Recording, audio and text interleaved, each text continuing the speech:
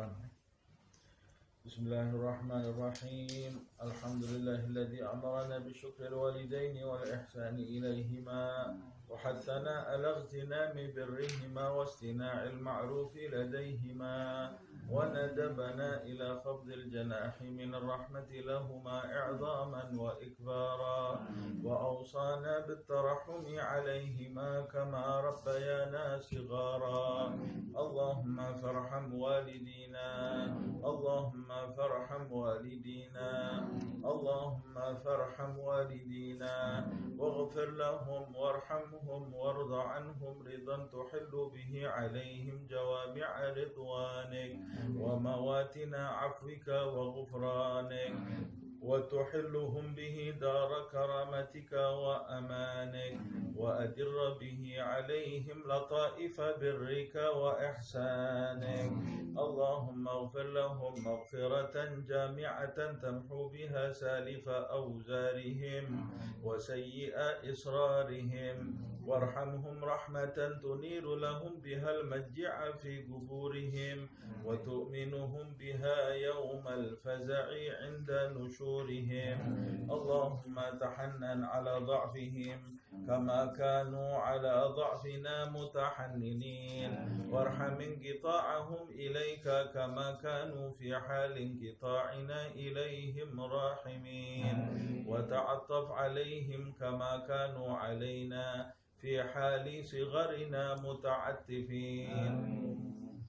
اللهم احفظ لهم ذلك الود الذي أشربته قلوبهم والحنانة التي ملأت بها صدورهم واللطف الذي شغلت به جوارحهم واشكر لهم ذلك الجهاد الذي كانوا فينا مجاهدين ولا تضيع لهم ذلك الاجتهاد الذي كانوا فينا مجتهدين وجازهم على ذلك السعي الذي كانوا فينا ساعين والرعي الذي كانوا فينا راعين أفضل ما جزيت به السعاة المصلحين والرعاة الناصحين. اللهم برهم أضعاف ما كانوا يبروننا وانظر إليهم بعين الرحمة كما كانوا ينظروننا. اللهم هب لهم ما ضيعوا من حق ربوبيتك بما اشتغلوا به في حق تربيتنا وتجاوز عنهم ما قصروا فيه من حق خدمتك بما آثرون به في حق خدمتنا واعف عنهم ما ارتكبوا من الشبهات من أجل ما اكتسبوا من أجلنا ولا تؤاخذهم بما دعتهم إليه الحمية من الهوى لما غلب على قلوبهم من محبتنا وتحمل عنهم الظلمات التي ارتكبوها فيما اجترحوا لنا وسعوا علينا والطف بهم في مضاجع البلا لطفا يزيد على لطفهم في أيام حياتهم بنا.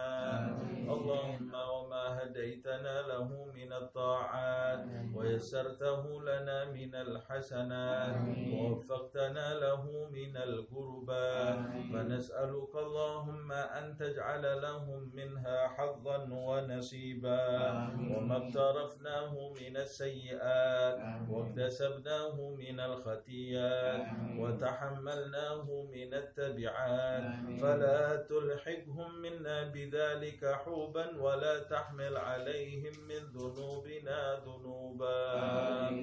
اللهم وكما سررتهم بنا في الحياة فسرهم بنا بعد الوفاة. اللهم ولا تبلغهم من أخبارنا ما يسوءهم ولا تحملهم من أوزارنا ما ينوءهم ولا تخزهم بنا في عسكر الأموات بما نحدث من المخزيات ونأتي من المنكرات وسر أرواحهم بأعمالنا في ملتقى الأرواح إذا سر أهل الصلاح بأبناء الصلاح ولا تجبهم منا على موقف افتضاح بما نجترح من سوء الاجتراح اللهم وما تلونا من تلاوة فزكيتا وما صلينا من صلاة فتقبلتا وعملنا من أعمال صالحة فرضيتا وتصدقنا من صدقة فنميتا فنسألك اللهم أن تجعل حظهم منها أكبر من حدودنا وقسمهم منها أجزل من أجسامنا وسهمهم من ثوابها أوفر من سهامنا فإنك أوصيتنا ببرهم وندبتنا إلى شكرهم فأنت أولى بالبر من البارين وأحق بالوصل من المأمورين اللهم اجعلنا لهم قرة أعين يوم يقوم الأشهاد وأسمعهم منا أطيب النداء يوم التناد واجعلهم بنا من أغبة الآباء بالأولاد حتى تجمعنا وإياهم والمسلمين جميعا في دار كرامتك ومستقر رحمتك ومحل أوليائك مع الذين أنعمت عليهم من النبيين والصديقين والشهداء والصالحين وحسن أولئك رفيقا ذلك الفضل من الله وكفى بالله عليما وصلى الله على سيدنا محمد وآله وصحبه وسلم والحمد لله رب العالمين الفاتحة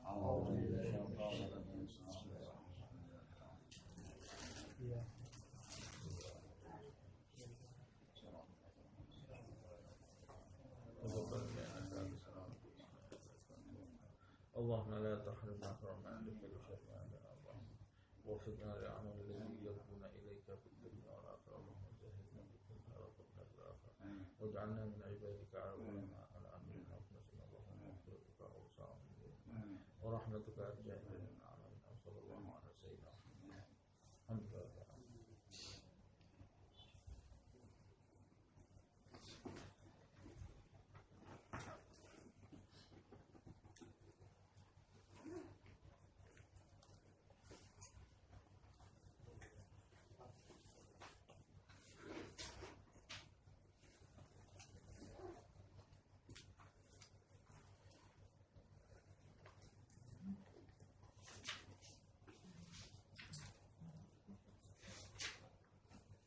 Berapa?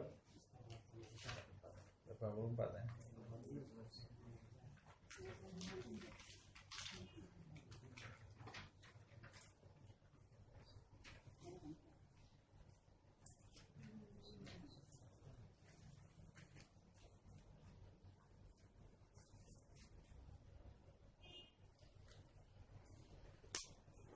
Oh, terakhir 84 sudah kita baca. Baik, bismillahirrahmanirrahim. Alhamdulillah rabbil alamin. Allahumma shalli wa sallim ala sayyidina Muhammad wa ala ali sayyidina Muhammad. Na'ina ta'allum wa ta'lim wa naf'a wal intifa' wa tadhakkur wa tadhkir wal ifadah wal istifadah wal hath 'ala at-tamassuk fi kitabillah wa sunnati Rasulillah sallallahu alaihi wasallam wa ibtigha'a mardatihi wa thawabihi wa qurbihi. Kita sampai di ayat yang ke-85 surat An-Nisa. Di pertemuan yang lalu kita sudah membahas bagaimana Allah Subhanahu wa taala memerintahkan kepada Nabi Muhammad SAW secara pribadi untuk berperang di jalan Allah Subhanahu wa taala dan menyemangati orang-orang yang beriman juga untuk berada di jalan Allah Subhanahu wa taala. Faqatil fi sabilillah, perintah untuk Nabi, wa harridil mu'minin, perintah juga untuk Nabi Muhammad SAW untuk menyemangati orang-orang yang beriman. Kemudian ayat selanjutnya man yashfa' syafa'atan. A'udzubillahi minasyaitonir rajim. Bismillahirrahmanirrahim. May yashfa' syafa'atan hasanatan yakul lahu nasibun minha wa may yashfa' syafa'atan sayyi'atan yakul lahu kiflun minha wa kana Allahu ala kulli syai'in muqita.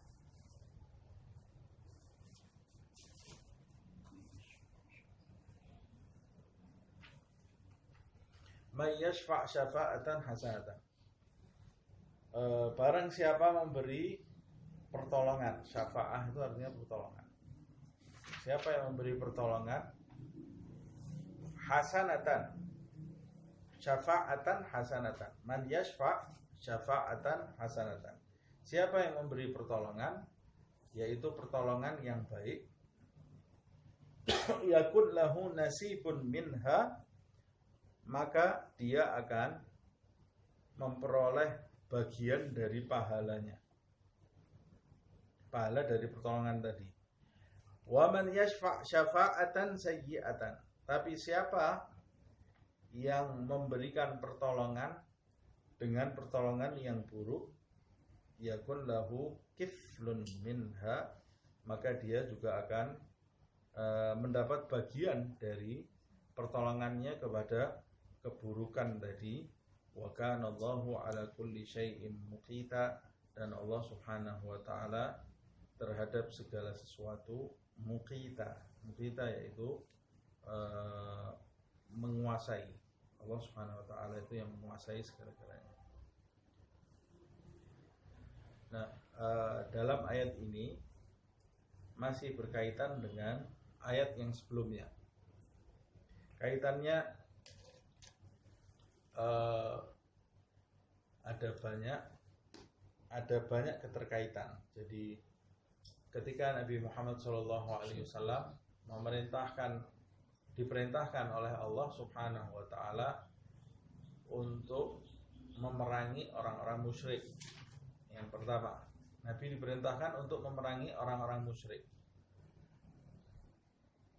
Sebagian orang-orang yang telah beriman di masa itu ada yang kembali ke Mekah bersama orang-orang musyrik. Padahal Nabi diperintahkan oleh Allah Subhanahu wa taala untuk memerangi orang-orang musyrik. Sebagian dari mereka ada yang sudah beriman kepada Nabi Muhammad SAW, tapi karena mereka meninggalkan tanah air, meninggalkan, kadang-kadang ada yang berpisah dengan keluarganya, tidak tahan tinggal di Madinah, pulang sembunyi-sembunyi, pulang menuju ke Mekah. Kemudian ini kondisi yang dialami saat turunnya ayat ini. Kemudian sebagian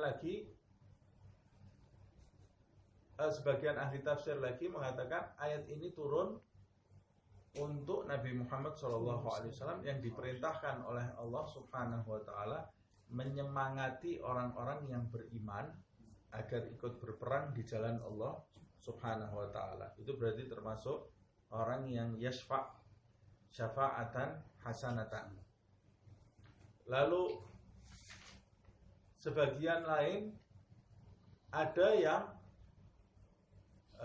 menjadi jalan bagi orang-orang yang enggan ikut berperang. Ada sebagian orang yang menjadi jalan perantara, memberikan pertolongan kepada Nabi Muhammad SAW untuk memberikan nasihat kepada orang-orang yang tidak mau berperang agar mereka berperang bersama Rasulullah SAW. Maka orang yang memberikan nasihat, orang yang tidak mau berperang ini yashfa' syafa'atan hasanatan. Kemudian sebagian yang lain ada yang ingin berperang, tapi mereka tidak punya dana untuk berperang. Sebagian sahabat ada yang menjadi syafa'ah, penolong orang-orang yang ingin berperang tapi tidak punya dana.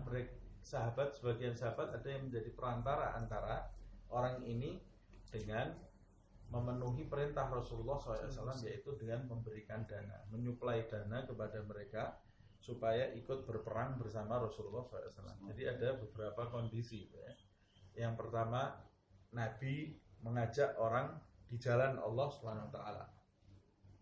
Ini yashfa' syafa'atan hasanatan.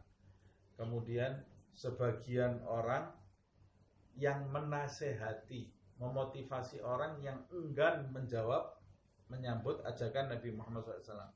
Ini yashfa' syafa'atan hasanatan. Kemudian yang ketiga, orang yang membantu dana orang yang ingin berbuat atau beramal fisabilillah. Ini juga termasuk yashfa' syafa'atan hasanatan. Nah, Allah Subhanahu wa taala menyebutkan di dalam ayat ini, siapa yang menolong orang dengan pertolongan yang baik, maka yakun lahu nasibun minha, maka dia ini mendapat bagian pahala dari perbuatan baik yang dilakukan orang yang ditolong itu. Nasib itu dari kata nasab. Nasab itu ditegakkan hingga tampak. Jadi nasibun itu berarti bagian darinya itu sudah pasti ada. Bagian dari amalnya yang menjadi penyebab orang ini ikut melakukan perbuatan yang diridhoi oleh Allah Subhanahu wa taala. Nah, ayat ini secara khusus menjelaskan kondisi Nabi Muhammad SAW dan para sahabat di masa itu secara khusus. Tapi secara umum, siapapun yang menjadi jembatan bagi setiap makhluk Allah Subhanahu wa taala untuk melakukan perbuatan yang baik, maka bagian dari orang ini tidak akan dilupakan oleh Allah Subhanahu wa taala. Nah, ini sekaligus Allah Subhanahu wa taala memerintahkan umat Nabi Muhammad SAW ini untuk menebarkan kebaikan di muka bumi ini, menjadi jembatan bagi setiap orang untuk melakukan kebaikan yang diridhoi oleh Allah Subhanahu wa taala. Jadi setiap dia berada di satu tempat, dia itu bisa menjadi sumber kebaikan bagi orang-orang yang ada di sekelilingnya. Jadi menarik orang yang jauh dari kebaikan dan membantu orang yang sudah baik mau melakukan kebaikan. Di dunia ini ada orang yang jauh dari kebaikan. Nah, kita diperintahkan untuk menarik dia yang jauh dari kebaikan itu, didekatkan dengan kebaikan. Yang kedua, ada orang sebetulnya dia sudah ada di dalam kebaikan, tapi dia tidak mampu mewujudkan kebaikan itu di dalam kehidupan sehari-hari. Baik ketidakmampuan itu berasal dari dirinya, dari dalam dirinya, kegagalan untuk mewujudkan kebaikan itu di dalam kehidupannya, maka kita harus memberikan motivasi bagi orang tersebut untuk agar dia bisa mewujudkan kebaikan itu di dalam kehidupannya sehari-hari. Ada yang faktor dari luar, dia tidak punya sesuatu untuk melakukan kebaikan, umpamanya seperti sahabat Nabi ini punya kemampuan untuk berjihad tapi tidak punya harta. Kita punya hartanya, ya kita salurkan. Ada orang sanggup berdakwah umpamanya, tapi tidak punya apa-apa dia. Kita punya hartanya, bantu untuk berdakwah. Ada orang bisa sholat tapi tidak punya baju untuk menutup dirinya, untuk menutup auratnya, sehingga sholatnya kalau dilakukan nanti tidak sah sholatnya. Dia tidak punya baju, kita punya pakaian, kita tutupi dia dengan pakaian yang kita miliki supaya dia bisa mewujudkan perintah Allah Subhanahu wa taala, termasuk menunaikan ibadah haji umpamanya. Ada orang sanggup secara fisik menunaikan ibadah haji tapi tidak punya hartanya untuk menunaikan ibadah haji. Kita punya harta lebih-lebih, tutup harta biaya dia untuk menunaikan ibadah haji tadi dan hal-hal lainnya. Kalau kita melakukan semua ini, kita memberi ongkos orang fisabilillah keluar yang di jalan Allah Subhanahu wa taala. Setiap orang itu melangkah dapat pahala, kita juga dapat pahalanya. Orang itu nulis dapat pahala, kita dapat pahalanya. Nah, termasuk memberikan biaya untuk mereka yang sekolah menuntut ilmu. Pahalanya sangat besar sekali ini ya. Kita punya uang lebih, sementara itu ada anak-anak di kanan kiri kita, di sekitar kita ini anak-anak yang berpotensi tapi tidak punya uang untuk belajar. Nah, kita punya uangnya, sisakan uang supaya mereka bisa belajar. Nanti setiap mereka dapat ilmu, kita dapat bagian. Kalau mereka dapat ilmu, mengamalkan ilmunya, kita juga dapat bagiannya. Kalau mereka umpamanya besar nanti jadi guru, mengajar, punya murid, dapat pahala murid-muridnya dia. Kita juga dapat pahalanya, seperti MLM gitu ya. Nah, kita up, ada down ya. Nah, kita yang up ini, semua yang dilakukan sama yang di bawah kita ini, kita pasti dapat jatahnya. Tapi MLM kalau manusia sama manusia dosa, manusia sama Allah itu baru bisa. Jadi sebetulnya jalan bagi setiap orang untuk meraih kedudukan di sisi Allah Subhanahu wa taala itu lebih cepat melalui hal ini. Ini seperti ini lebih cepat daripada kita di atas sajadah sholat terus ngaji terus. Kalau kita sholat terus ngaji terus, yang kita dapat ya sesuai dengan apa yang kita lakukan. Tapi kalau kita mengeluarkan sesuatu fisabilillah di jalan Allah Subhanahu wa taala, pahala yang kita dapat akan lebih banyak, dan yang kita raih bukan cuma pahala itu. Nanti kedudukan kita di sisi Allah Subhanahu wa taala akan lebih besar. Nah, termasuk yashfa' syafa'atan hasanatan itu dengan mengajarkan sesuatu kepada anak-anak kita. Kalau kita mengajarkan sesuatu yang positif kepada anak-anak kita, nanti anak kita ngajarkan ke anaknya, anaknya ke anaknya, anaknya ke anaknya. Kita akan dapat sesuatu, setiap kebaikan yang dilakukan oleh anak kita, oleh cucu kita, oleh anaknya cucu kita. Kalau itu sumbernya dari kita, kita dapat semua pahalanya dari Allah Subhanahu wa taala. Yakun lahu nasibun minha. Memiliki saham. Nasib itu saham ya. Memiliki saham di setiap amal perbuatan baik. Nah, penjelasan dari Allah Subhanahu wa taala ini luar biasa. Luar biasa rahmatnya Allah Subhanahu wa taala. Tapi sebaliknya kata Allah Subhanahu wa taala, wa may yashfa' syafa'atan sayyi'atan. Yang jadi masalah ini ya. Tapi siapa yang memberikan pertolongan dengan pertolongan yang buruk? Ada orang mau berbuat buruk, kita jadi jembatan bagi orang tadi untuk melakukan perbuatan buruk. Nah, orang yang menjadi pemberi syafaat untuk perbuatan yang buruk ini, Allah Subhanahu wa taala juga mengatakan yakun lahu kiflun minha.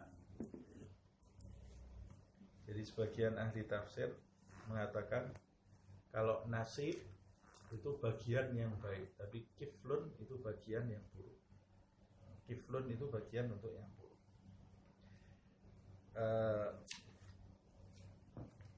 Di dalam hidup ini jangan sampai kita ini menjadi jembatan bagi makhluk Allah untuk melakukan perbuatan buruk. Nabi Muhammad SAW juga menyebutkan siapa yang menolong seseorang dalam perbuatan maksiat, walau bisyatril kalimah, kata Rasulullah SAW, walaupun dengan setengah kata. Bayangkan ini, mendukung perbuatan maksiat, menjadi jembatan perbuatan maksiat, walaupun dengan setengah kata. Setengah kata ini bisa jadi tidak ada maknanya itu ya. Setengah kata, walaupun dengan setengah kata, maka dia dapat bagian dari dosa yang dilakukan oleh pelaku maksiat tadi. Dapat bagian. Minimal di dalam hidup ini, kita ini bisa menjadi syafaatan hasanah dan syafaatan sayyi'ah, bisa jadi juga di dalam keluarga kita. Di dalam keluarga kita minimal terhadap suami terhadap istrinya, istri terhadap suaminya, orang tua terhadap anaknya, anak terhadap orang tua. Kalau ada orang tua memberi celah bagi anak-anaknya untuk bermaksiat, memberi celah di dalam rumah tangga bagi anak-anaknya untuk bermaksiat, makanya orang tua ini dapat bagian dosa dari anak-anaknya ini tadi.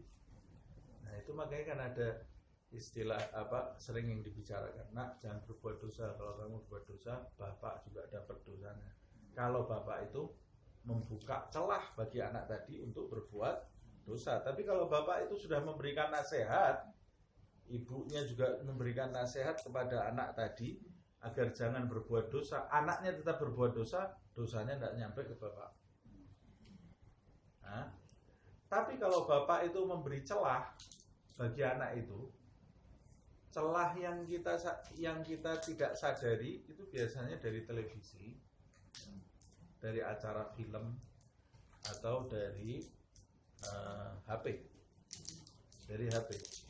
Kalau kita beri celah kepada anak kita untuk melihat hal-hal yang tidak baik di dalam hidupnya, kemudian anak kita itu terinspirasi dari acara yang tidak baik itu, dia wujudkan di dalam kehidupannya sehari-hari, kita ini ikut memberikan syafaat juga bagi anak kita untuk melakukan hal-hal yang tidak baik.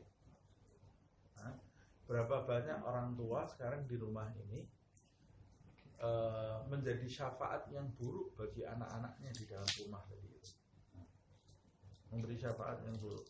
Padahal dia punya kuasa di dalam rumah itu untuk mengendalikan anak-anaknya. Yang saya maksud kuasa ini bukan seperti militer mengendalikan anak-anaknya tadi ya. Tapi dia bisa mendudukkan anak itu, bisa memberikan nasihat yang baik, bisa memberikan contoh yang baik, tapi dia menulari anak tadi sifat-sifat yang tercela, padahal dia ini diberi anak oleh Allah Subhanahu wa Ta'ala, itu amanat supaya menjadikan anak ini nanti jadi hamba Allah Subhanahu wa Ta'ala yang saleh. Nah, tidak ada anak yang tumbuh tidak baik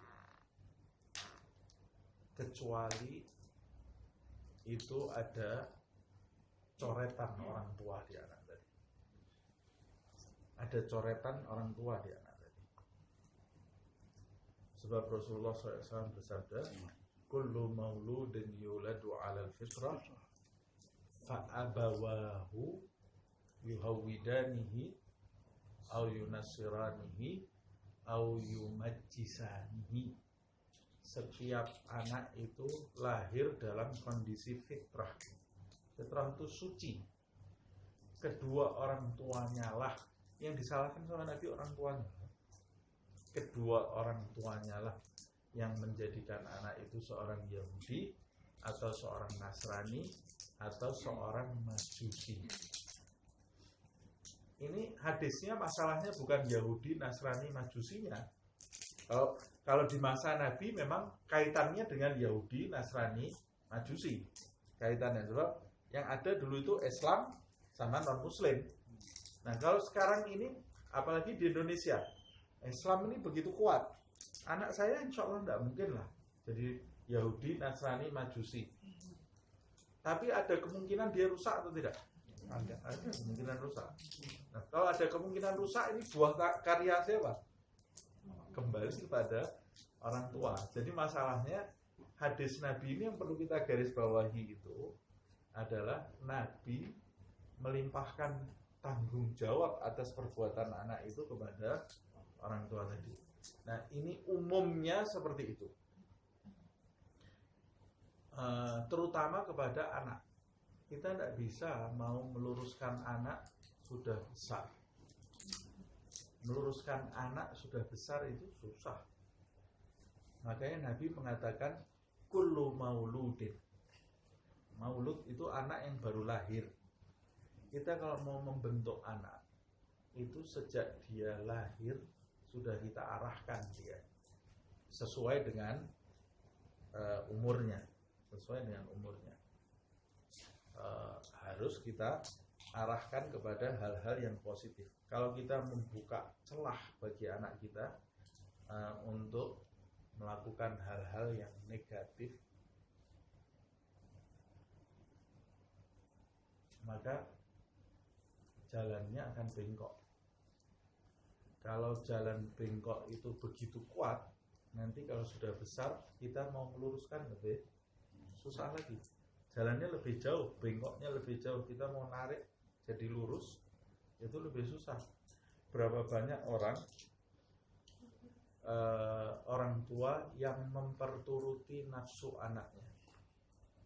Karena anak kecil, anak kita itu yang masih bayi, yang masih umur 1 tahun, 2 tahun, 3 tahun, itu dia juga punya nafsu. Nafsunya sudah mulai berkeliat. Nafsu itu maunya diperturuti seperti hewan. Kalau kita tidak pernah mengekang nafsu anak kita, karena kita dengan asumsi saya mau jadi sahabatnya anak saya. Karena orang tua zaman sekarang ya, saya jadi sahabatnya anak saya. Ayo nonton film, nonton bareng. Filmnya seperti apa? Tidak diseleksi. Ayo nonton bareng. Yang penting kita bisa ketawa bareng. Ayo nonton acara di media sosial ini, pokoknya nonton bareng. Nah,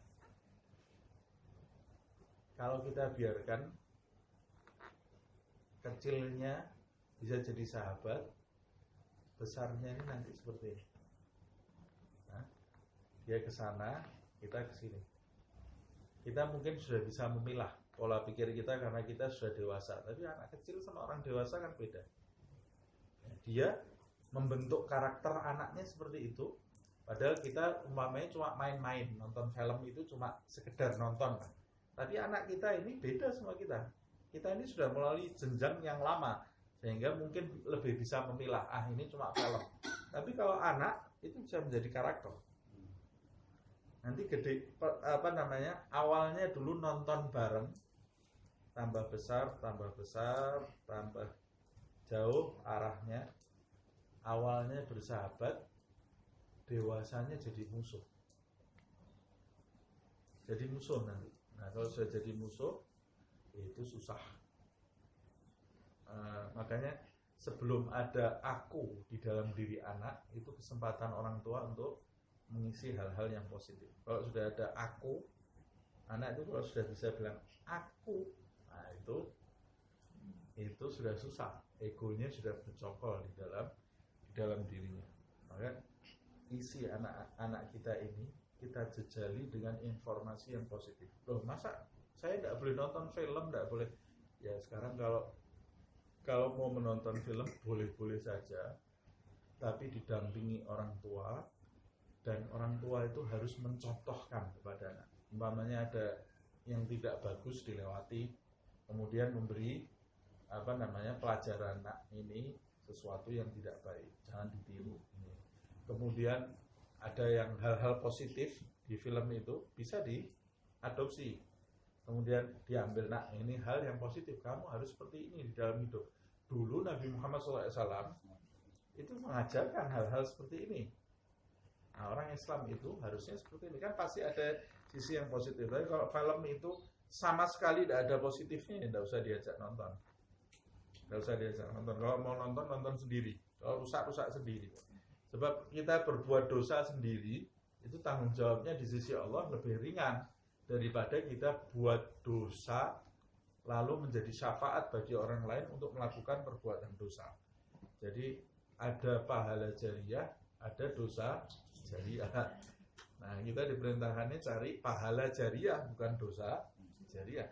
Nah, minimal maksud saya setiap orang yang di sini minimal bisa jadi yashfa' syafa'atan hasanatan atau yashfa' syafa'atan sayyi'atan untuk keluarganya sendiri, minimal. Lebih-lebih lagi kalau dampaknya ke masyarakat, nah itu lebih besar lagi. Nah, ini biasanya kalau zaman sekarang orang yang aktif di media sosial itu dampaknya ke masyarakat. Tulisan-tulisan kamu di media sosial itu yashfa' syafa'atan hasanatan, memotivasi orang, jadi jembatannya orang untuk melakukan hal-hal yang positif, atau membakar orang, membakar semangat orang untuk melakukan hal-hal yang tidak terpuji. Kalau kamu upload tulisan tadi membakar 1000 orang, sekali upload ditonton 1000, 2000 orang, atau di forward sampai jadi 1 juta, 2 juta orang, terbakar semua hatinya melakukan hal-hal yang tidak baik, maka kamu yakun lahu kiflun minha, dapat bagian dari perbuatan baik yang diwujudkan oleh orang-orang itu dari tulisan yang kamu upload. Dari tulisan yang kamu upload. Nah, begitu juga uang kita. Kita mau menginfakkan uang ini, uang yang kita infakkan itu bisa jadi nasib buat kita, bisa jadi kiflun, bisa jadi bagian kebaikan, bisa jadi bagian keburukan. Kamu infakkan untuk apa ini uangnya? Oh, saya infakkan untuk menolong orang berobat. Nah, ini nasib. Oh, saya infakkan untuk menolong orang berbuat maksiat, umpamanya menolong orang mengacaukan masyarakat. Saya punya uang banyak, saya donasikan untuk menebar fitnah di mana-mana. Kamu dapat bagian dari dosa yang tersebar tadi. Nah, begitu juga pemikiran, ucapan termasuk tenaga kita gunakan, bisa nasib, bisa dapat nasib, bisa dapat kiflun,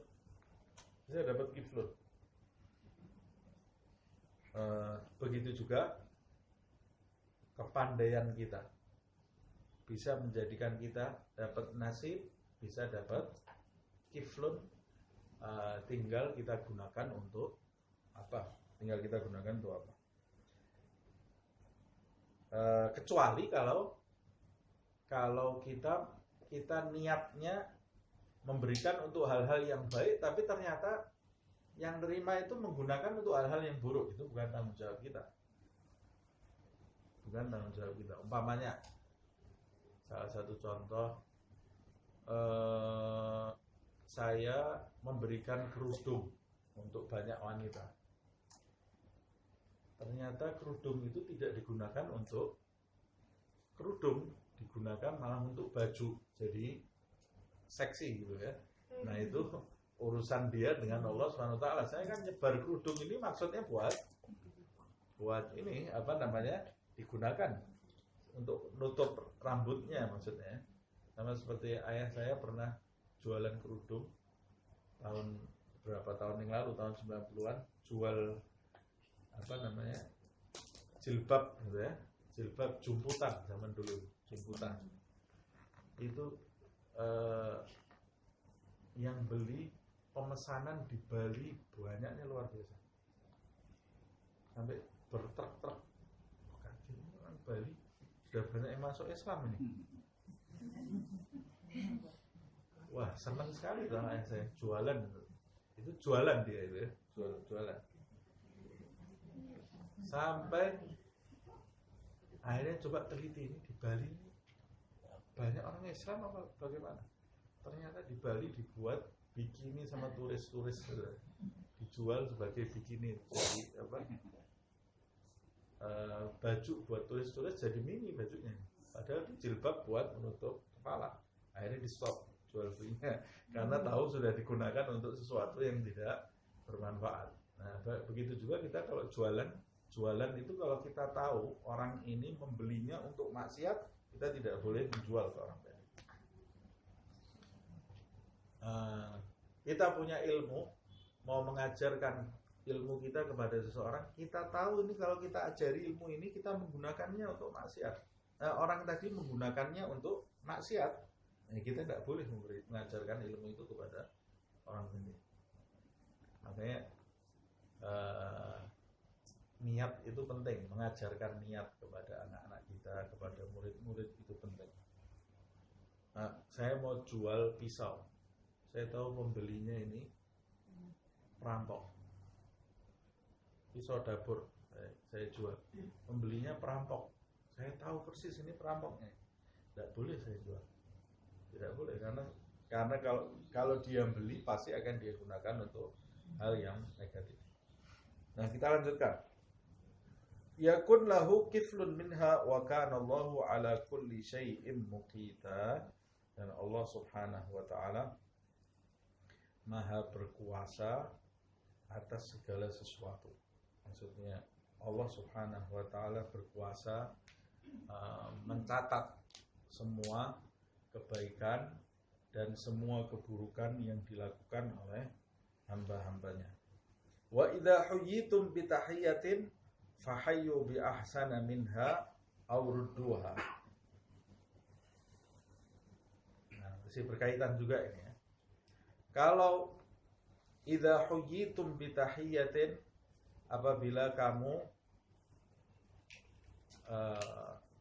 diucapkan kepadamu salam penghormatan, maksudnya tahiyah itu dari kata hayah. Dari kata hayah. Tahiyah itu disebut penghormatan dari kata hayah. Hayah itu artinya kalau dulu orang-orang Arab, kalau ini di dalam Islam yang dimaksud tahiyah itu adalah salam. Yang dimaksud tahiyah adalah salam. Orang Islam itu tahiyahnya adalah salam. Makanya Nabi Ibrahim waktu didatangi dua malaikat itu mengatakan salama. Nabi Ibrahim mengatakannya qala salamun alaikum. Nabi Ibrahim menjawabnya juga salam. Itu tahiyah. Tahiyahnya orang Islam itu adalah salam. Nah, tapi tahiyahnya orang Arab di masa itu bukan salam, tapi hayyakallah. Hayyakallah. Hayyakallah itu artinya semoga Allah menghidupkan kamu. Tahiyah itu disebut tahiyah karena doa memanjangkan umur. Tahiyah. Di dalam tasyahud juga ada at-tahiyyatul mubarakatus salawatut thayyibatu lillah. Maksudnya salam kepada Allah Subhanahu wa taala, dia adalah zat yang abadi. Zat yang abadi. Hidup selama-lamanya. Jadi kalau kita mengucapkan tahiyyah itu berarti kita mengucapkan salam di dalam Islam. Tapi kalau di masa jahiliyah dulu mengucapkan salam itu dengan hayyakallah. Semoga Allah menghidupkan kamu. Boleh enggak kita pakai sekarang? Enggak ada salahnya, itu namanya doa. Tapi orang Islam itu harus memulai segala sesuatu dengan salam. Dengan salam. Sampai sekarang ini orang-orang Arab kalau ketemu assalamualaikum, waalaikumsalam, hayyakallah. Baru dia hayyakallah. Terjawab Allah yuhayyik. Semoga Allah menghidupkan kamu. Tidak ada masalah juga. Wa idza huyyitum bi tahiyatin. Nah, ini perintah yang kedua. Perintah yang sebelumnya tadi di ayat menjadi syafaatan hasanatan. Berikutnya sebagai seorang muslim Wa idza hujitum bi tahiyatin, kalau ada orang yang menghormati kamu, fahayyu bi ahsana minha, maka balaslah penghormatan tadi dengan yang lebih baik darinya. Ini lihat nih, orang Islam ini harus seperti ini. Kalau ada yang menghormati kita, kita harus membalas penghormatan tadi. Allah Subhanahu wa taala yang memerintahkan.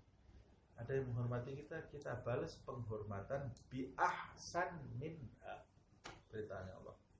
Penghormatan yang lebih baik dari penghormatan orang itu kepada dia. Bi ahsan minha. Orang Islam ini itu sumber kebaikan dan sumber akhlak. Kalau di dalam diri seorang muslim itu tidak ada kebaikannya, tidak ada akhlaknya, maka dia bukan muslim. Karena perintah ajaran Islam itu ajaran menebarkan kebaikan, menebarkan akhlak, menebarkan salam. Salam itu kedamaian, bukan menebarkan kekacauan di mana-mana. Jangan sampai kita hadir di satu tempat, kita datang kacau, ribut semuanya. Ini Islamnya di mana ya? Islam itu kalau datang di satu tempat, itu tempat itu menjadi damai, menjadi rahmat, turun rahmat Allah Subhanahu wa taala di dalam tempat itu, karena semua yang muncul dari diri seorang muslim itu harusnya kedamaian, bukan kerusakan. Kita ini dilarang oleh Allah Subhanahu wa taala berbuat kerusakan di mana-mana, tapi kita diperintahkan menebarkan kedamaian. Nah, lihat Allah Subhanahu wa taala bahkan mengajarkan kepada kita, kalau ada yang menghormati kamu, kamu datang ke satu tempat dihormati sama orang, kamu harus menghormati bi ahsan minha. Perintahnya Allah harus lebih hormatnya di atas orang yang menghormati kamu. Nah, ini maksudnya huyitum bitahiyatin, itu kamu dihormati oleh siapa saja, oleh muslim atau non muslim. Nah, lebih-lebih lagi non muslim.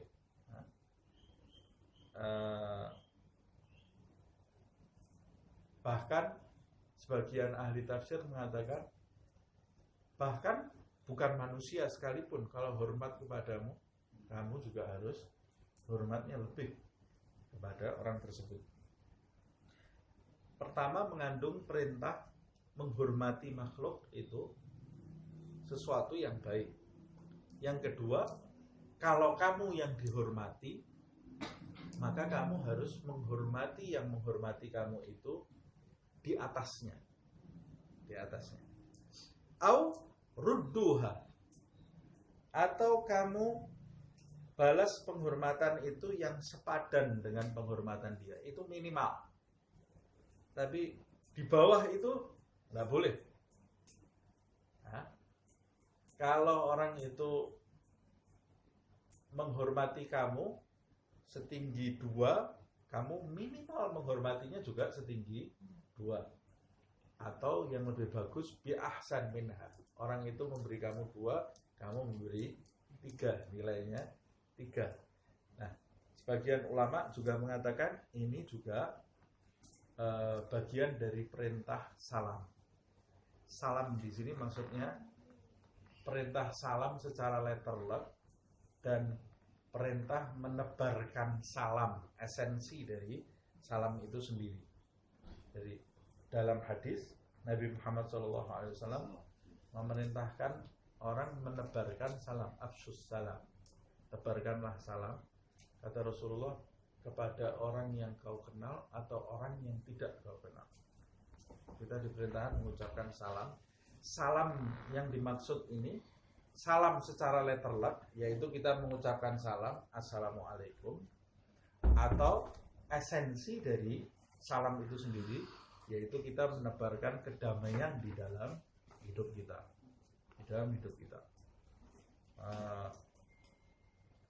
kemudian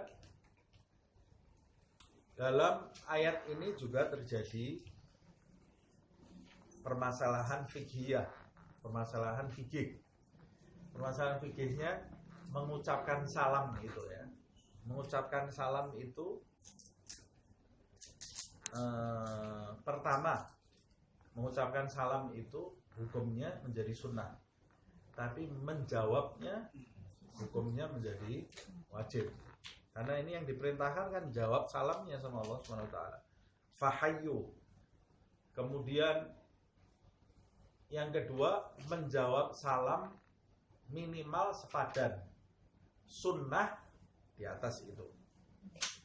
Nah, kalau ada orang Assalamualaikum, ya kita jawabnya Assalamualaikum warahmatullahi. Nah, di atasnya jawaban tadi. Makanya kalau mengucapkan salam jangan dihabiskan. Nanti mau jawab pakai apa lagi nih? Oh, kalau mau mengucapkan salam itu sering kali saya orang telepon Assalamualaikum warahmatullahi wabarakatuh. Saya mau jawabnya nambahnya apa lagi? Ngarang lagi saya.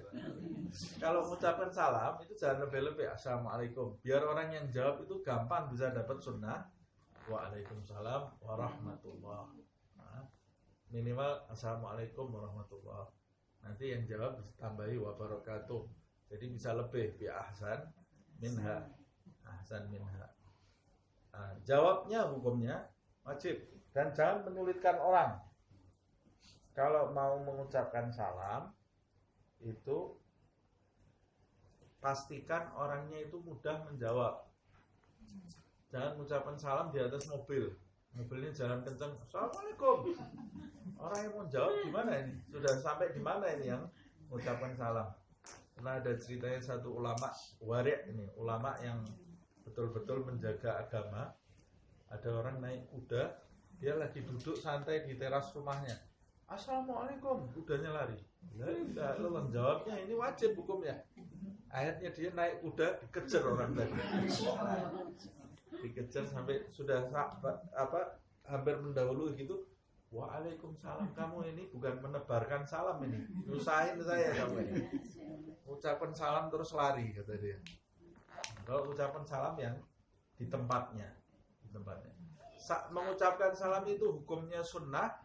Tapi di beberapa tempat tidak disunnahkan. Pertama, pada saat kita masuk tidak ada orang. Tidak disunnahkan kita mengucapkan salam. Kecuali di kuburan.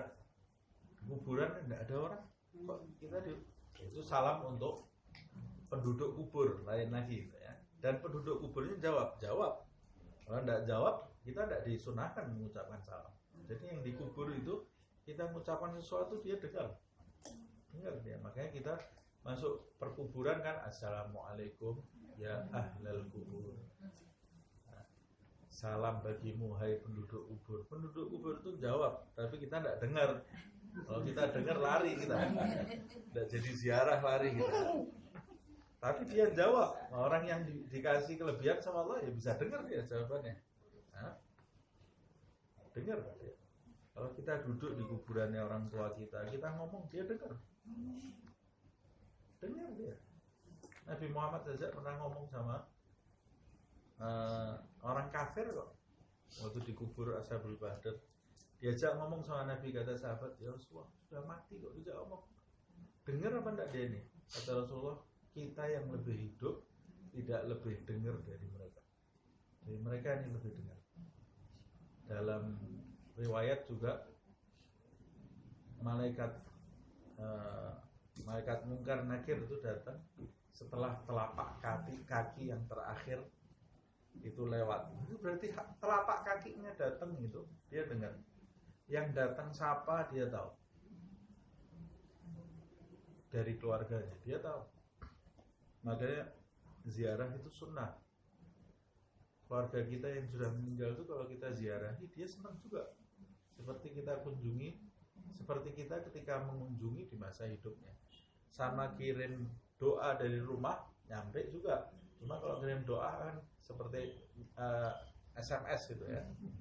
Tapi kalau datang itu kunjungan dia juga tahu kalau dikunjungi. Nah, ini ada cerita banyak, tapi nanti tidak ada sangkut pautnya sama ini. mengenai salam tadi, kita kalau masuk ke rumah kosong, tidak disunahkan kita mengucapkan salam. Ada yang mengajarkan ucapkan assalamu alaina wa ala ibadillahis salihin. Bukan assalamualaikum. Assalamualaikum yang jawab siapa? Kan ada jin, Ustaz. Kelihatan kamu jinnya di mana. Kalau kamu tahu jinnya ada di mana, ya ucapkan salam.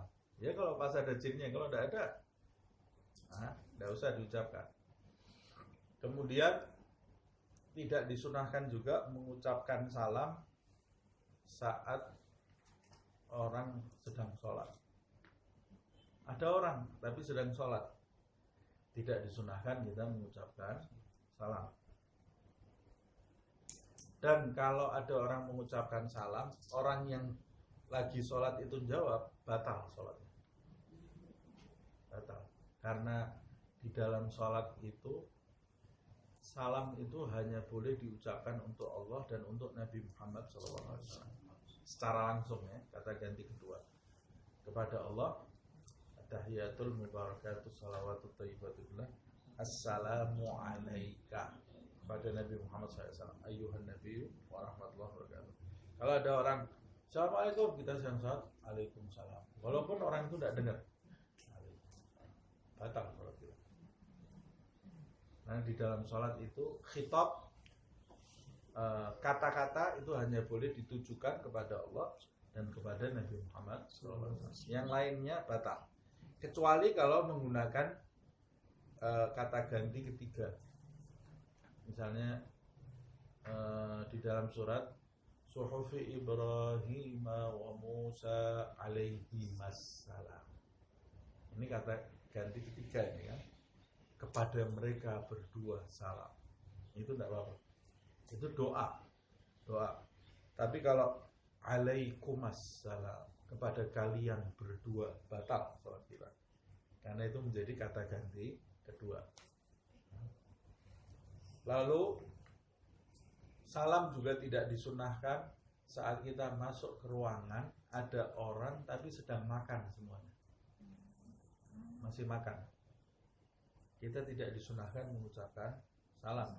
Bisa kesel nanti mau jawab salam ya. Oke, ada riwayat la salam ala ta'am.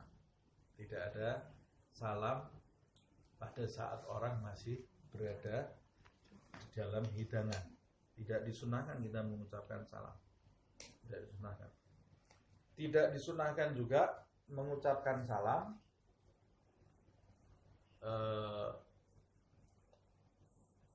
pada saat orang masih dalam kajian. Orang dalam kajian seperti ini, kita masuk assalamualaikum, tidak disunahkan.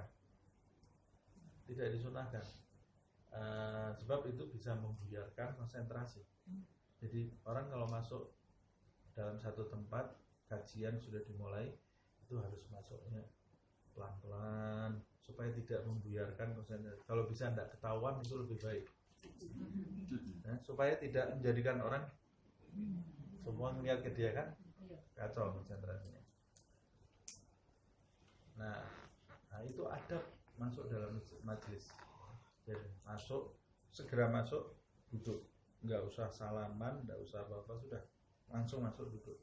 Nah ada orang nggak paham masuk pengajian satu-satu. Yang bicara diajak salaman juga semuanya. Bubar semua pengajiannya itu ya. Masuknya salam dulu lagi. Assalamualaikum. Bubar. Jadi semua konsentrasi kepada orang yang baru datang tadi. Kajiannya ini bisa bubar. Padahal orang kalau duduk di dalam kajian itu kan perlu pemanasan dulu sampai dia bisa fokus. Bisa fokus. Yang ngisi juga seperti itu. Perlu pemanasan dulu kan. Nah, itu makanya tidak disunahkan orang masuk di dalam sebuah kajian mengucapkan salam.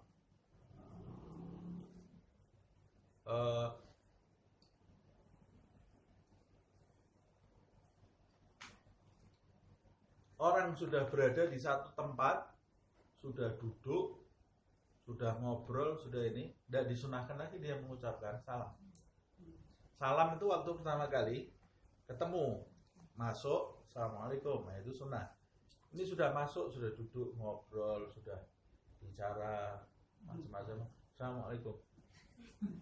Assalamualaikumnya tadi waktu kamu masuk tadi. Dari sunahnya. Nah, makanya di dalam acara sebetulnya ini ya, di dalam acara ini sering jadi pertanyaan juga. Di dalam kajian umpamanya ya. Kajian. Sholat isya berjamaah. Nah, ini kajian kita ini aja. Saya ini sering ditanya orang kok enggak pernah salam. Jadi kita kan sudah ketemu, masuknya tadi itu salam. Waktu masuk saya salam. Lah saya duduk di sini sudah baca birrul walidain, sudah ngobrol. Assalamualaikum. Lu kan sudah duduk dari tadi. Nah, makanya Nabi Muhammad SAW itu di dalam khutbah, di dalam ini dia tidak pernah mengucapkan salam. Langsung kalau kita baca di hadis, dia bertahmid kepada Allah, bersolawat, terus langsung ceramah. Nah, salam ini adatnya orang Indonesia. Kalau siap mau pengajian, salam. Nah itu khutbah Jumat kok salam? Khutbah Jumat itu salam disunahkan karena sebetulnya khotib itu datangnya belakangan. Khotib itu datangnya belakangan. Jadi bukan khotib itu duduk di masjid, kemudian adzan terus khutbah. Khotib itu harusnya setelah adzan dia baru masuk. Tidak duduk lagi. Baru masuk, kemudian Assalamualaikum warahmatullahi wabarakatuh. Itu dia masuknya mengucapkan salam. Salamnya itu karena dia baru masuk, bukan untuk khutbahnya. Bukan untuk khutbahnya. Nah, tapi boleh enggak kalau saya mengucapkan saya? Sah-sah aja. Tidak ada salahnya. Orang salam itu doa kok. Salam kan doa. Boleh kita mengucapkan salam. Nah, kita diperintahkan menebarkan salam. Nah, di salam yang tadi saya ucapkan tidak termasuk sunnah, tidak disunnahkan salam di situ, jawabnya jadi tidak wajib. Kalau ada kita lagi makan, kemudian ada orang masuk mengucapkan salam, Assalamualaikum, tidak usah dijawab, tidak apa-apa. Kalau di sholat, batal kita jawab. Nah, di majelis ada orang masuk, Assalamualaikum, kita tidak usah jawab. Tidak usah jawab, tidak apa-apa. Karena salamnya sendiri itu sudah tidak disunahkan. Nah, kalau salam di dalam televisi atau radio tidak disunahkan juga kita, tidak diwajibkan juga kita menjawab. Misalnya di televisi, Assalamualaikum warahmatullahi wabarakatuh. Kita tidak usah mempeng, Waalaikumsalam warahmatullahi wabarakatuh. Tidak wajib. Wajib nih, televisi yang mengucapkan bukan orang. Tidak wajib kita menjawabnya. Termasuk jawab adzan di televisi itu tidak wajib. Hukumnya tidak wajib. Nah, tidak disunahkan maksudnya. Tapi mau menjawab juga bagus, jadi pahala. Kalau di WhatsApp? Sama juga di WhatsApp. Nah, salam, orang ucapan salam pakai apa namanya? Tulisan. Kita tidak wajib menjawabnya. Tidak wajib menjawabnya. Yang wajib menjawab itu saja khilaf ya di antara ulama, itu di tempat yang secara wajar bisa didengar. Dalam kondisi wajar kita bisa mendengar ucapan tadi. Umpamanya saya kedengarannya itu kalau dari rumah situ ada orang mengucapkan salam, saya kedengaran. Umpamanya dari rumah sebelah, ya saya wajib jawab ukuran salam segitu. Tapi kalau ada orang di masjid mengucapkan salam pakai mic, dikeluarkan Assalamualaikum. Kira-kira kalau dalam kondisi wajar dia mengucapkan salam di situ, saya dengar enggak? Berarti saya enggak wajib menjawab. Tapi mau menjawab boleh enggak? Boleh ya, namanya doa.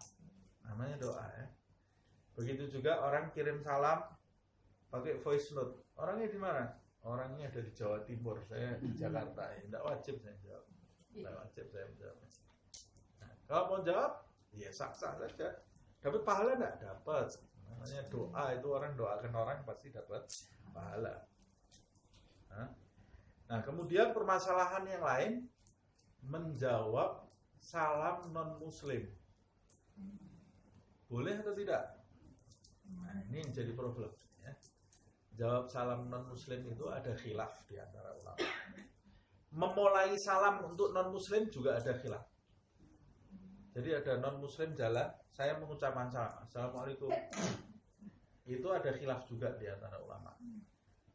Nah, kalau saya lebih condong tidak. Lebih condong tidak memulai salam. Orang non muslim kok kita salam kepada dia.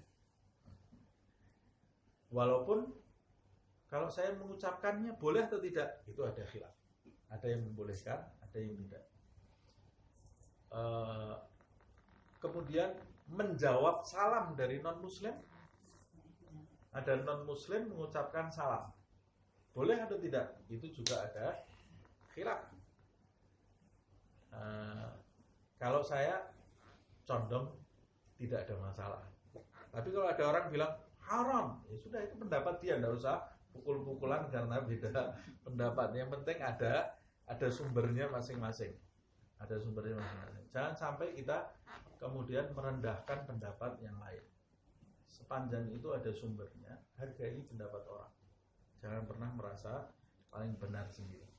Kalau saya menjawab salam dari non muslim, itu sah-sah saja. Sah-sah saja. Cuma kalau wajib enggak. Dengan niat kita mendoakan dia supaya dia dapat hidayah dari Allah Subhanahu wa taala. Kemudian kita menunjukkan akhlak, menunjukkan etika yang baik. Etika yang baik.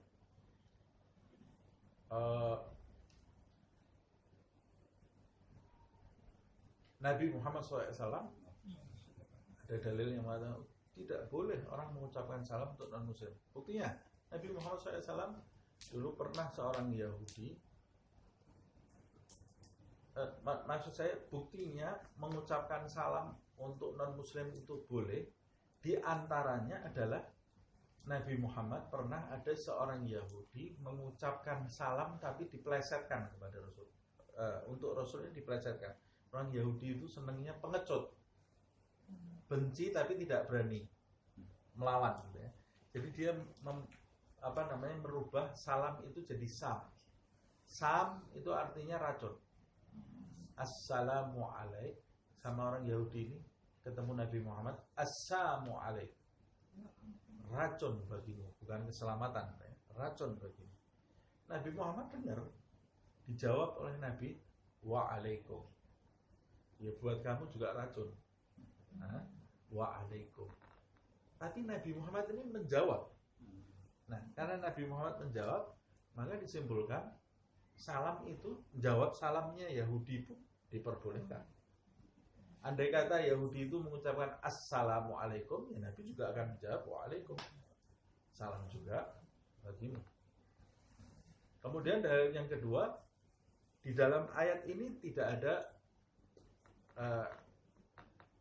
pengkhususan.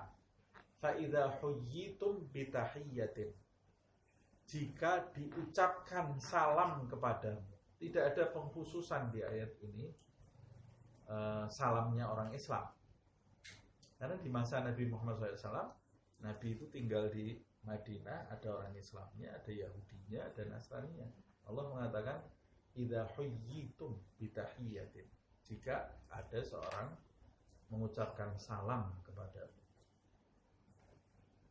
Allah memerintahkan kita untuk menjawab salam itu bi ahsan minha aw rudduha, atau paling tidak sepadan, tidak ada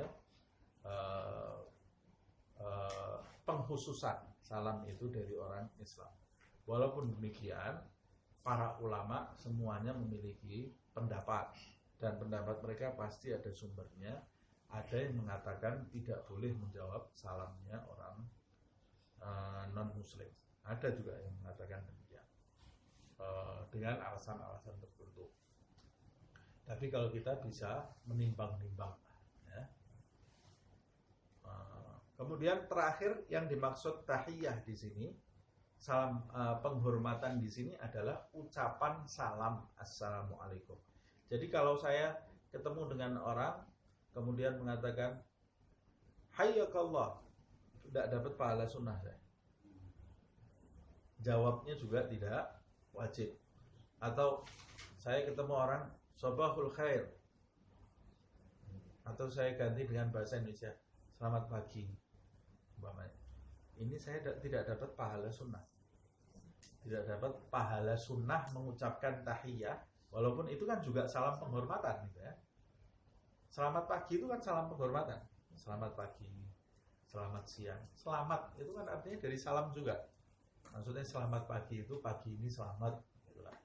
Selamat di pagi hari ini, salam buat kamu di pagi hari ini, atau selamat siang, atau selamat sore, selamat malam.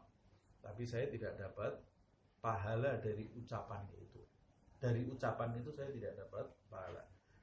Nah, itu tidak termasuk sunnah, dan menjawabnya juga tidak jadi perintah dari Allah Subhanahu wa taala. Jadi yang dimaksud tahiyah di sini adalah ucapan assalamualaikum. Assalamualaikum. Dari mana tahunya Ustaz? Dari hadisnya Rasulullah SAW. Makanya kalau baca Al-Quran harus disertai dengan hadis. Kalau enggak nanti kita menyimpulkan sendiri dari kepala kita. Sertai dengan hadis, disertai pula dengan pendapat-pendapat ahli tafsir. Nah, kemudian innallaha kana ala kulli syai'in hasiba. Sesungguhnya Allah Subhanahu wa taala terhadap segala sesuatu itu hasiba, menghitung. Allah Subhanahu wa taala itu menghitung segala sesuatu. Menghitung setiap salam yang kau ucapkan, dan menghitung setiap jawaban salam yang sepadan yang kau ucapkan, atau yang lebih baik, atau jawaban salam yang lebih baik.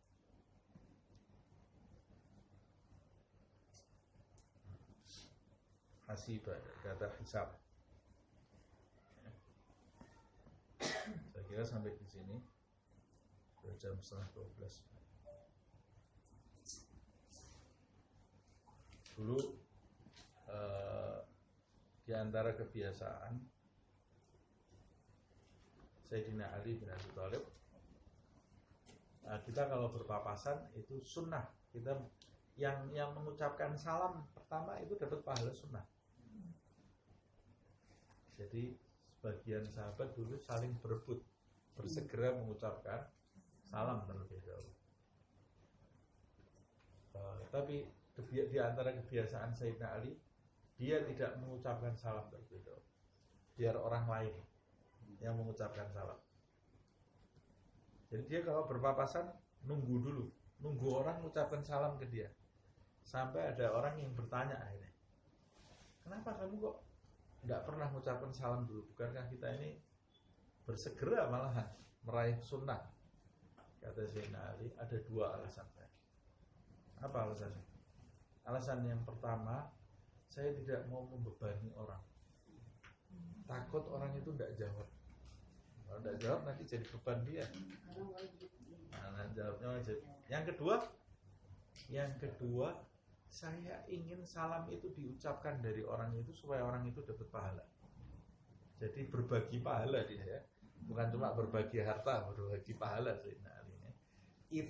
Ithar itu dia mendahulukan kepentingan sahabat yang lain. Nah, kita ucapkan salam lah. Kita belum sampai Sayyidina Ali kedudukan. Nah, jangan nanti alasan malas ngucapin salam terus saya ini kayak Sayyidina Ali. Sayyidina Ali dari mana kamu? Alasannya itu yang tahu Allah Subhanahu wa taala. Alasan kamu tidak mengucapkan salam seperti apa? Nah, kita harus hati-hati kalau baca yang seperti itu, karena semuanya berpulang kepada niat kita. Niat kita apa? Sebaiknya kita ucapkan salam, terutama waktu masuk rumah. Masuk ke dalam rumah, jangan pernah meninggalkan salam. Kalau tidak ada orang, assalamualaikum wa ala ibadillahis shalihin. Jangan pernah meninggalkan salam. Sebab rumah itu kalau kita mengucapkan salam pasti kemasukan berkah namanya.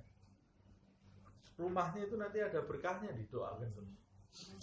Kemudian yang punya anak, ucapkan salam, mengajarkan kepada anak itu masuk rumah itu dengan adab, kemudian mendoakan seisi rumah, termasuk anak kita, termasuk pasangan hidup kita, siapa yang tinggal di rumah itu. Kalau anak kita masuk tanpa salam, suruh keluar lagi. Suruh keluar lagi, suruh masuk lagi, ucapin salam. Itu caranya mendidik seperti itu. Dulu Imam Malik sekolah 9 tahun. 9 tahun, kembali ke rumahnya, rindunya luar biasa dia. Ngetuk pintu rumah berkali-kali. Karena rindu, dia ketuk pintu rumah itu, gedor pintu rumahnya, sudah kangen sama ibunya. Terus ibunya di depan, dari dalam teriak, siapa itu di luar? Saya Malik ya ibu. Malik ibn Anas saya. Kamu, kata ibunya.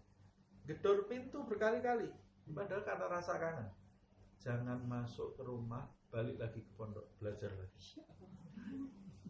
Belajar 9 tahun nggak kenal adab. Ini ibunya memang orang yang punya kedudukan tinggi di sisi Allah SWT. Pulang, balik ke pondok, kamu belum tahu adab. Tidak dibukai pintu sama ibunya, suruh balik ke pondok lagi. Nah, orang anak zaman sekarang hafal Quran, hafal hadis, tapi adabnya, belajar adabnya nol. Jadinya hafal Quran, hafal hadis, cuma tingkahnya tidak baik, tingkahnya tidak baik. Nah, adab itu nomor 1. Kata Imam Malik, saya belajar 12 tahun atau 13 tahun saya lupa, belajar adabnya 9 tahun, 10 tahun, belajar ilmunya 2 tahun atau 3 tahun. Belajar adab itu penting. Nah, pelajaran adab yang paling melekat itu dari contoh. Kalau kita mencontohi, itu melekat pelajaran adab. Nah, saya menganjurkan kita semua juga membaca buku Akhlak lil Bani. Itu bagus sekali buku, tipis-tipis, ada beberapa jilid tapi tipis-tipis. Akhlak lil Bani. Nah, punyanya Syekh Umar Baraja. Pengarangnya orang Surabaya ini, tapi dibaca sampai ditarim. Orang tarim baca, tapi bukunya bahasa Arab. Bahasa Arab, tapi nggak tahu, kayaknya sudah ada terjemahnya mungkin. Itu luar biasa itu buku. Mudah-mudahan ada terjemahnya. Kalau tidak ada terjemahnya nanti kita punya waktu, insya Allah kalau ada dikasih waktu oleh Allah kita bahas. Nah, saya membaca buku itu, ya Allah, ini luar biasa ini kita. Judulnya Akhlak lil Banin, akhlak, pelajaran akhlak untuk anak-anak. Tapi sekarang sudah bukan lil Banin lagi, kita perlu itu. Karena sekarang pelajaran akhlak ini tidak ada. Adanya pelajaran debat-debatan, pelajaran pinter-pinteran. Nah, pelajaran akhlak tidak ada. Anak kita juga di sekolah tidak ada pelajaran akhlak. Isinya informasi tentang ilmu saja, informasi aja, akhlak tidak ada. Nah, itu penting. Kalau punya buku itu mungkin dicari nanti kalau ada terjemahannya. Ada di Shopee. Ilbani. Terjemahannya ada. Ada terjemahannya. Nah, nanti dicari kalau ada terjemahannya bagus. Nah, dulu Rasulullah SAW juga pernah, Nabi Muhammad SAW pernah masuk ke pasar. Ini kaitannya dengan salam tadi ya. Salam itu doa. Nabi Muhammad SAW pernah masuk ke pasar, ada satu orang nangis. Ditanya oleh Nabi Muhammad SAW, kenapa kamu nangis? Saya ini budak, disuruh oleh tuan saya, uangnya hilang. Suruh pergi ke pasar, uangnya hilang. Kata Rasulullah SAW, berapa yang hilang uangnya? Sekian ya Rasulullah. Diganti sama Nabi Muhammad. Kemudian Nabi masuk ke pasar. Nabi belanja di pasar, keluar. Orang Arab itu yang belanja yang laki, nah, yang di pasar yang laki. Nabi keluar dari pasar, dilihat ini budak masih nangis lagi. Loh, kok masih nangis kamu? Kan uangnya sudah saya kasih tadi, sudah saya beri. Kata budak ini, iya ya Rasulullah, sekarang saya mau pulang takut. Kenapa? Karena jamnya sudah lewat. Kelamaan saya keluar nih, disuruh tuan saya. Kata Rasulullah SAW, ya sudah, kalau gitu saya antar kamu pulang ke rumah tuan kamu. Bayangin ini Rasulullah SAW ngantar budak ini, Nabi Muhammad SAW sampai ke rumah tuannya. Di rumah tuannya itu, tuannya dari dalam, iya, ini budaknya jalan sama siapa ini?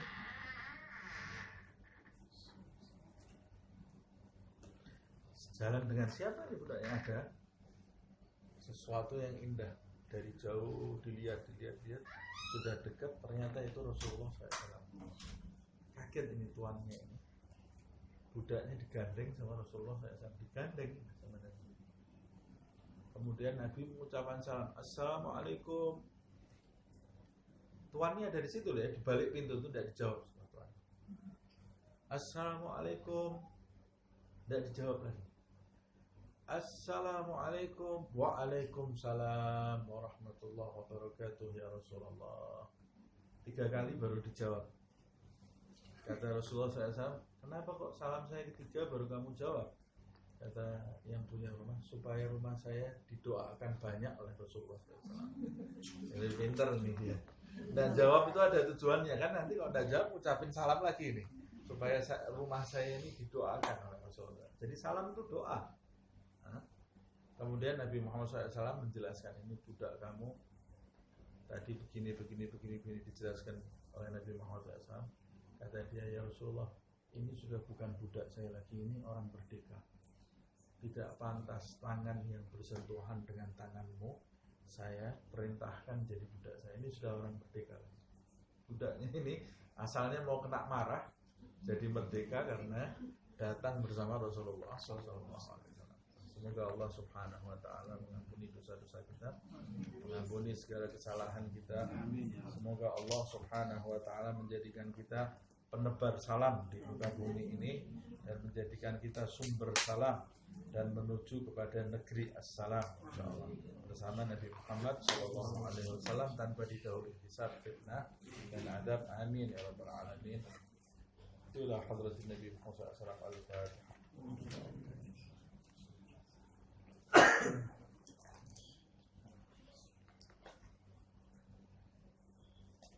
يا ربنا اعترفنا بأننا اقترفنا وأننا أسرفنا على لظى أشرفنا وتب علينا توبة تغسل لكل حوبة واستر لنا العورات وآمن الروعات واغفر لوالدينا ربي ومولودينا والأهل والإخوان وسائر الخلان وكل ذي محبة أو جيرة أو صحبة والمسلمين أجمع آمين. ربي اسمع فضلا وجودا منا لا باكتساب منا بالمصطفى الرسول نرضى بكل سور بالمصطفى الرسول نرضى بكل سور بالمصطفى الرسول نرضى بكل سور صلى وسلم ربي عليه عد الحب وآله وصحبه مداد طش الصحب والحمد لله بالبدء والتناهي. بارك الله وبحمدك أشهد أن لا إله إلا أنت أستغفرك وأتوب إليك. سبحان ربك رب العزة عما يصفون سلام على المرسلين والحمد لله رب العالمين والعافية.